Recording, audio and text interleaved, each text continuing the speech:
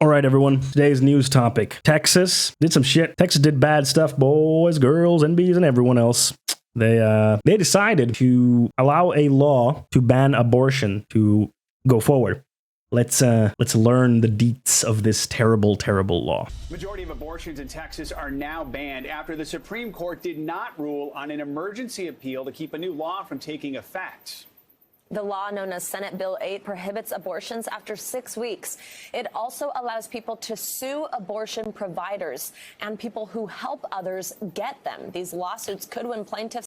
So get this, chat. If you live in Texas and you get an abortion, you can be sued by anyone else in Texas. Anyone. So anyone else can sue you if you get an abortion in Texas. Just think about that. Think about that. It's up to $10,000 with, of course, added attorney fees. Even before the law took effect, providers and people who help others get them. These lawsuits could win plaintiffs up to $10,000 with, of course, added attorney fees. Even before the law took effect, Texas abortion clinics had been turning patients away. Since mid-August, 11 Planned Parenthood clinics were not scheduling patients after September 1st. Let's bring in NBC News legal analyst Danny Savalos, who joins us to help break down this decision. So first of all, Danny, what does this mean for Roe v. Wade? So this is like incredibly draconian. Like, as fake as saying, like, if you're a taxi driver and you drive someone to an abortion clinic and they get an abortion, you can be sued for that. If you in any way assist a person to get an abortion, you can be sued. If you get an abortion, you can be sued. If you work at a clinic that provides abortions, you can be sued. Like, and the thing is, you can get sued by anyone. It's not just like the people involved, like the person getting the abortion and then like the other person. It's anyone can sue you, just like anyone. And they set up this site where you could like basically whistleblow and like report people who are getting abortions. And then, oh no, the most horrible thing happened, chat. Some terrible person, naughty person, they made this thing that's called like a script. And wouldn't you know it, chat, the script sent bogus reports to this site, flooding it with unnecessary reports that were fake. Can you believe someone doing something so horrendous, like flooding a place and then spreading this script in a way that's very easy to use for anyone with a mobile phone? Can you imagine that someone did that? Yeah, they would send Shrek porn and Sonic the Hedgehog porn. Like, that's horrible. I can't believe someone would do that. I cannot believe that someone would do such a horrendous thing, chat. Of course, I would never support doing a thing like that, chat. Never. I would never support citizens taking up arms like this against draconian bills. Never, chat. You know me. I'm not like that. But yeah, this is draconian as a fuck. And of course, this flies in the face of Roe v. Wade, which is the Supreme Court ruling that currently makes it so that abortions are legal and protected. But this flies against that because basically the vote for this by the Supreme Court judges to basically say, no, you cannot pass this law until we review it. The vote was split 5-4. 5 for letting it pass and not doing anything about it until they get to it, and 4 saying, no, you can't pass it now, we have to get to it first. So that's how tight it was. Thank you, Ruth Bader Ginsburg, for not stepping down during Obama's presidency so that he could nominate another Democratic Supreme Court justice. Thank you, Ruth Bader Ginsburg. Appreciate it. Send tasteful pregnant Sonic imagery. No, you shouldn't do that. Don't do that. That's a bad thing to do. I would never encourage people to do such a horrendous thing. I'm pretty sure this law is unconstitutional and got passed on some technicality. That's exactly how it got passed, yes. It basically got passed on the Supreme Court needs to review this if it is unconstitutional or not. But instead of saying, no, we're not going to let this through because we need to review this first, they said, nah, you can pass this and we'll review it later. That was the vote. That was a 5-4 split. So thank you, Ruth Bader Ginsburg, for not stepping down when she was very, very old. And she could have done that during Obama's second term, and then Obama could have nominated a Democratic Supreme Court justice. But that didn't happen. Does this chip away at it at all? It doesn't mean that Roe v. Wade is overturned. It doesn't necessarily even chip away at Roe v. Wade yet. This is a complicated battle of injunctive relief and asking courts to stay things before they go forward. But the key at this stage is about preserving the status quo until the ultimate case can be decided. In fact, technically an injunction could still be issued by a court, or including the Supreme Court. But all this means is that the law has been allowed to go into effect, which does surprise me, because if you think about what the status quo was before the law, it was a scheme consistent with Roe v. Wade. The law as it exists now is not really consistent with Roe v. Wade. So it was a surprise to me that the Supreme Court didn't decide to weigh in and at least hit the pause button until the case could be decided. Danny, we want to talk more about the Supreme Court and their role here, but first let's talk about what this means. I mentioned that the law essentially lets anyone sue abortion providers or people who helped someone get an abortion. Can you break down how that works? I mean, does it really mean anyone? This law is either brilliant or diabolical, depending on which side of the debate you're on, because diabolical opponents have effectively tried to insulate it from challenge. It's not the government, the state government, that's enforcing the law. Instead, like Wyatt Earp, they have deputized citizens to file private lawsuits against anyone, not just who conducts an abortion or performs an abortion, but aids, abets, assists in an abortion, hitting them where it can really devastate them, their pocketbook. And so the financial... Like, it's so fucking diabolical. Like, anyone just can be like, I'm going to sue you because you helped someone with an abortion. And just like, terrible situation for women, anyone with a uterus, like a terrible, terrible situation. And this is just going to lead to more back alley abortions because people are still going to want to get abortions. They're just going to get back alley abortions, which are more dangerous, lead to more injuries, and lead to more death. That's the reality. That's what's going to happen. Like, this is not going to magically make that go away. People will get back alley abortions, and that's going to lead to more hurt and possibly death. Like, it's just so fucked up. The whole idea of a president appointing judges to the Supreme Court who get to stay there for as long as they live is so absurd. It is incredibly absurd. I don't understand that at all. I don't get that. Democrat-Republican split of the judges is basically just a lottery of who happens to be president when judge dies or steps down. Yes, it's incredibly undemocratic. Like, incredibly undemocratic. This incentive now is clear. Perform an abortion at your own financial risk. And what citizen wouldn't want, who's not, doesn't even have to be involved in the case or know the abortion provider, have any relationship, they can just march into court and basically get a free $10,000 if they file suit.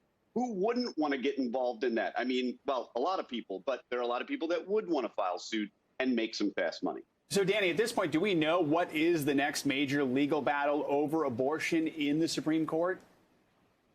There's going to be a lot of procedural battles going forward in the immediate future. The Supreme Court could technically still issue an injunction, but because they declined to act, the law goes into effect for now. So we are probably months, maybe even years away from the Supreme Court issuing a final decision when this case gets before them and they consider it properly. But what's controversial here is that this is part of what's been called the shadow docket, the Supreme Court issuing essentially opinions or decisions on cases without a reasoned, 100-page explanation of why they arrived at that decision, which kind of runs counter to the vision we all have of the Supreme Court, which is they decide cases, but at least they tell us how they arrived there. Right. Danny Cevallos, thank you. Yeah, so that's happening now in Texas. Terrible. Absolutely horrific. Taking away the bodily autonomy of women and people with uteruses. Just absolutely horrendous. Horrendous thing. And the thing is that, it's at 6 weeks of pregnancy, and many, many women, people with uteruses, don't find out that they're pregnant until that point. So a huge portion are not going to be able to get an abortion with this new law just because they didn't realize it, that they were pregnant. It's just awful, just terrible, terrible stuff. Wasn't there also something about people suing because of abortion being protected from any fault if they're wrong? I'm not sure about that one.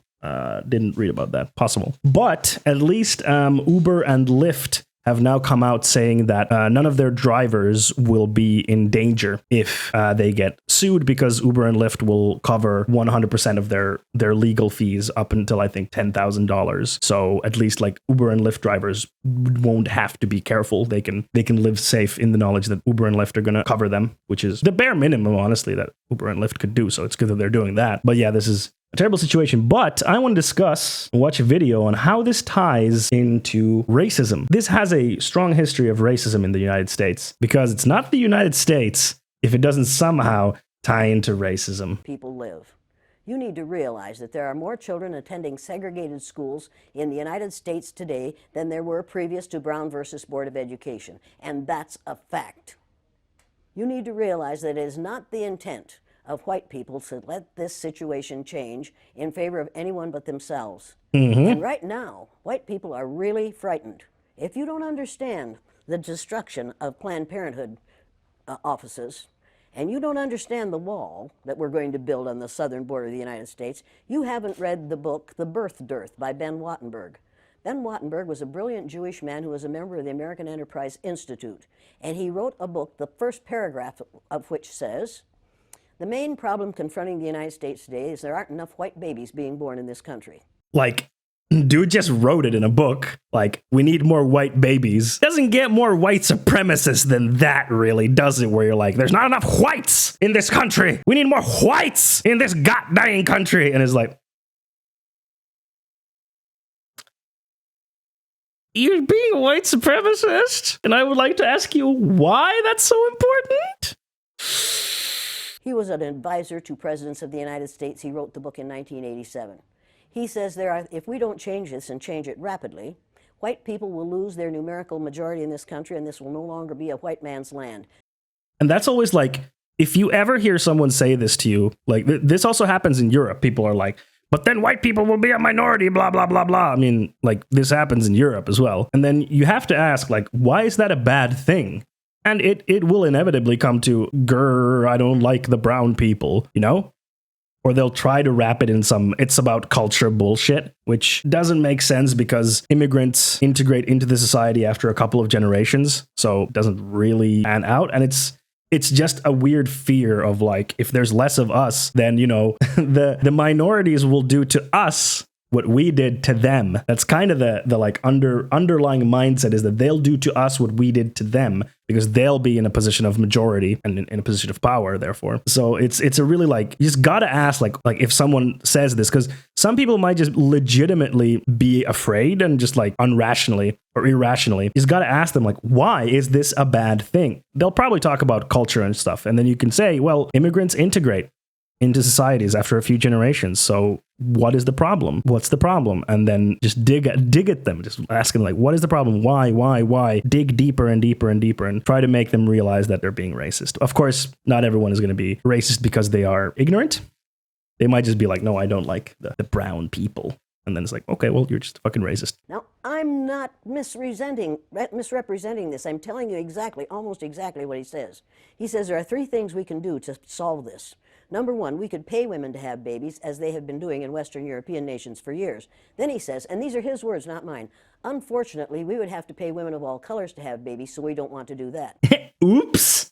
We have to, like, not discriminate if we want to pay people to have babies. So let's not do that. That's not going to work. He says the second thing we could do is increase the number of legal immigrants that are allowed into this country every year. Then once again, he says, unfortunately, the vast majority of those wanting to come to this country today are people of color. But yeah, then the brown people come here, and that's not good either. And then I'm going to tie this into Finland, because Finland has this problem where we have an aging population, and we don't have enough young people or children that are going to replace the people who are going on retirement. Like that's a big problem that we have in Finland. Japan has this problem as well. And one of the clearest solutions to that problem is to increase work-based immigration, make it easier to get people in to come fill in those gaps. But of course, the Nationalist Party doesn't want that. The Finns party, they don't want that. They're like, no. But then when you try to ask them, like, well, what's the solution? They don't have any solution to that problem. If you try to ask them, like, what's your solution for this problem of our aging population? They don't have anything. They're just like,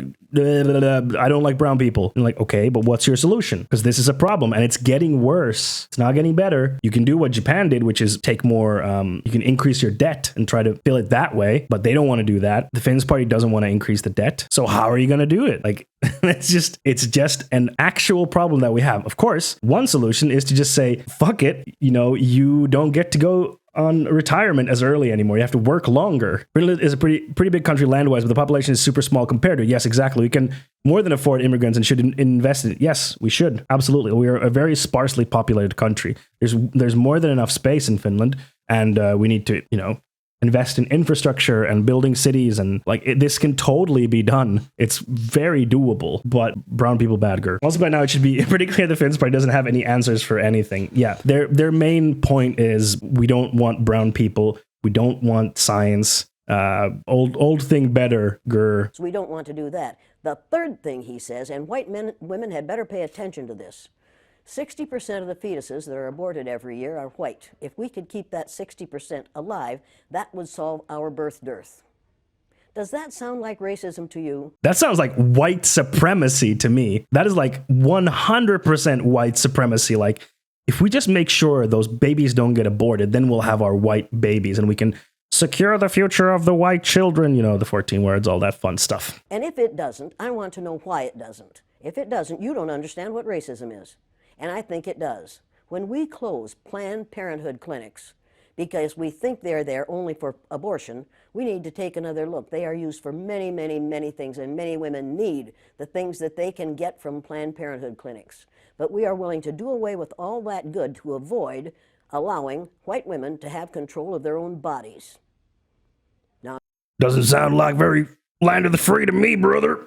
Nobody had better tell one of my daughters or granddaughters what they can do with their body. You haven't that right. Now, it would be interesting if we were as concerned about sperm cells, wouldn't it?